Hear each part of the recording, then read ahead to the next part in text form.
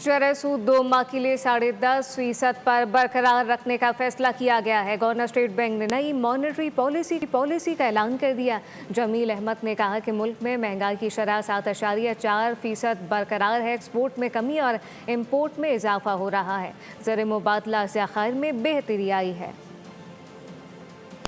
ये जो हमारा पॉलिसी रेट इस वक्त 10.5% है। हमारा इन्फ्लेशन महंगाई का जो लेवल है वो हमारे जो रेंज हमने दी हुई है 5 से 7% की, उसके दरमियान ही रहेगा। इसके साथ साथ एक्सपोर्ट्स जो हैं वो इस साल जो है वो तकरीबन 6% से कम होने के चांसेस हैं। रेमिटेंसेस का चूँकि ग्रोइंग ट्रेंड है तो उसमें जो बेहतरी आ रही है उसको भी देखते हुए अब एक्सटर्नल अकाउंट जो है वो पहले से बेहतर हालत में है।